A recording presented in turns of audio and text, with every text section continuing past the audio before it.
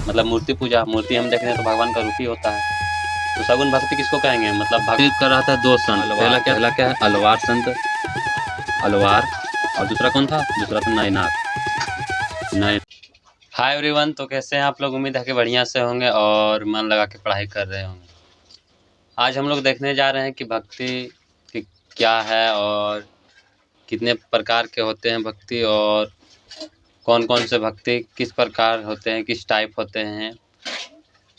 तो चलिए क्लास को स्टार्ट करते हैं। इससे पहले आप लोग नए हैं तो क्लास को शेयर करिएगा, और चैनल में नए हैं तो चैनल को सब्सक्राइब भी जरूर करिएगा। चलिए क्लास को स्टार्ट करते हैं।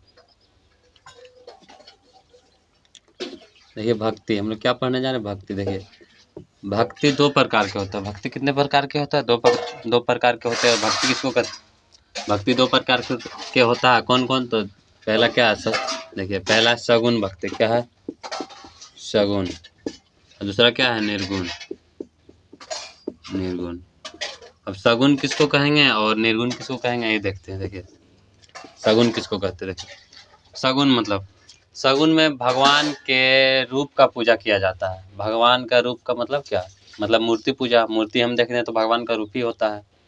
तो सगुन भक्ति किसको कहेंगे? मतलब भगवान, जिसमें वह भक्ति जिसमें भगवान के रूप का पूजा किया जाता है उसको सगुन भक्ति कहते हैं। और निर्गुण किसको कहेंगे? तो निर्गुण में वह भक्ति जिसमें भगवान के ना रूप का पूजा किया जाता है, मतलब बिना रूप का पूजा किया जाता है, उसको कहेंगे निर्गुण। मतलब मन में पूजा करता है, भजन करता है, नाम जपता है, उसको क्या कहेंगे? निर्गुण। और भगवान का जो पूजा अर्चना हम लोग करता है, मंदिर जाते हैं, पूजा करता है, दूध चढ़ाता है, फल चढ़ाता है, ये सब क्या हो जाएगा? तो ये सब हो जाएगा सगुन भक्ति। और निर्गुण किसको कहेंगे? जो मंदिर वगैरह नहीं जाते हैं, मन में पूजा करते हैं और नाम जपते भगवान का, वो क्या होगा? निर्गुण भक्ति। सगुन किसको कहेंगे? फिर देखिए सगुन जिसमें भगवान का रूप का पूजा। इसमें क्या होगा? भगवान का रूप का पूजा किया जाता है। इसमें क्या होगा? रूप का पूजा किया जाता है कि इसमें रूप का पूजा नहीं किया जाता है। सगुन भक्ति में भगवान के रूप का पूजा किया जाता है और निर्गुण भक्ति में भगवान के रूप का पूजा नहीं किया जाता है। रूप मतलब समझ में आ ही गया होगा। मतलब जैसे मूर्ति पूजा हम लोग करते हैं, तो मूर्ति पूजा किस में आएगा? तो मूर्ति पूजा आ जाएगा सगुन भक्ति में। और निर्गुण भक्ति में मूर्ति पूजा आएगा कि? मूर्ति पूजा निर्गुण भक्ति में नहीं आएगा, क्योंकि मूर्ति जो है भगवान का रूप का होता है। और सगुन भक्ति किसको कहेंगे? जिसमें बिना भगवान के रूप का पूजा किया जाता है, उसको कहेंगे निर्गुण भक्ति। और सगुन भक्ति किसको कहेंगे? जिसमें भगवान के रूप का पूजा किया जाता है, उसको सगुन भक्ति कहेंगे। तो हम लोग देखते हैं यहाँ मूर्ति की पूजा कर रहे हैं, तो मतलब भगवान का रूप को पूजा कर रहे हैं, तो क्या होगा? वो सगुन भक्ति। और निर्गुण क्या होगा? जिसमें भगवान के रूप का पूजा नहीं किया जाता है, उस क्या होगा? निर्गुण भक्ति। तो सगुन और निर्गुण में आपको कोई दिक्कत नहीं हुआ होगा। वैसे इसके अलावा भक्ति का मुख्य दो शाखा होते हैं। पहला क्या? सगुन। दूसरा क्या? निर्गुण। इसके अलावा आप पढ़ेंगे नौ इस प्रकार के भी भक्ति होते हैं, लेकिन मुख्य मेन इम्पोर्टेंट है, तो दो को याद रखिएगा। पहला सगुन, दूसरा निर्गुण। अब देखिए यहाँ तक आप लोगों को समझ में आ गया होगा। चलिए देखते हैं। और देखिए 6ठी शताब्दी ईसा पूर्व भक्ति का आंदोलन शुरू हुआ, भक्ति का दौर शुरू हुआ। 6ठी शताब्दी ईसा पूर्व, अभी की बात नहीं बोल रहे हैं। 6ठी शताब्दी ईसा पूर्व जो है भक्ति का आंदोलन शुरू हुआ, और इसका नेतृत्व कौन कर रहे थे? 6ठी शताब्दी ईसा पूर्व, छठी शताब्दी ईसा पूर्व जो आंदोलन हुआ था, भक्ति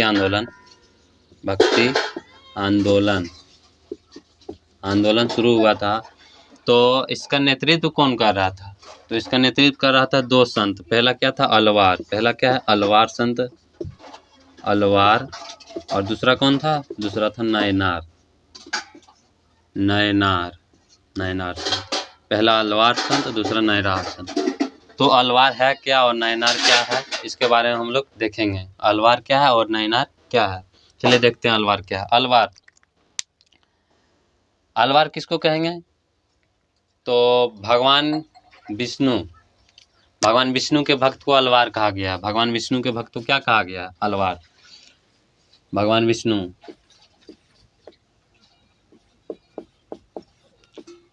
भगवान है, इसके भक्त को क्या कहते हैं? इसके भक्त को कहते हैं अलवार। बात करते हैं नयनार का, तो नयनार किसको कहेंगे? तो देखिए शिव के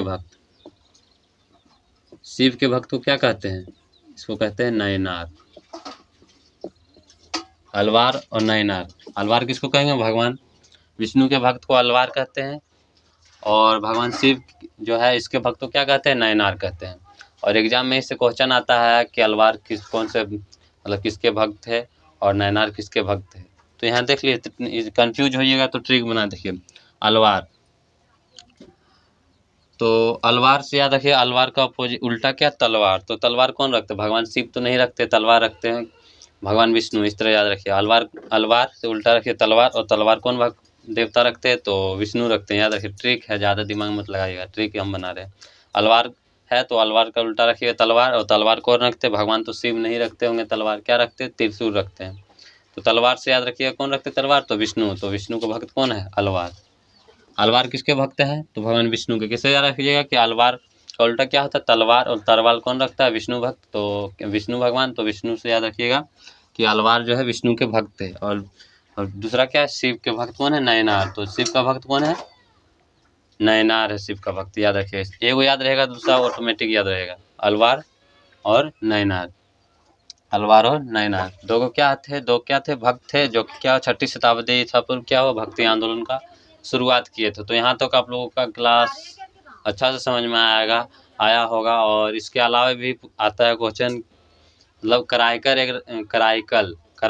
एक राक्षसी थी। कराइकल,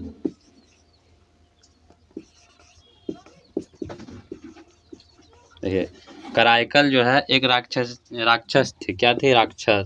और किसके भक्त थे? तो भगवान शिव के। किसका? शिव का भक्त। तो ये भी क्या? नयनार संत में इसको भी हम गिन सकते हैं। शिव के भक्त कौन से? इस तरह क्वेश्चन आगे, कराइकल किसका भक्ति? तो बोलिएगा शिव का।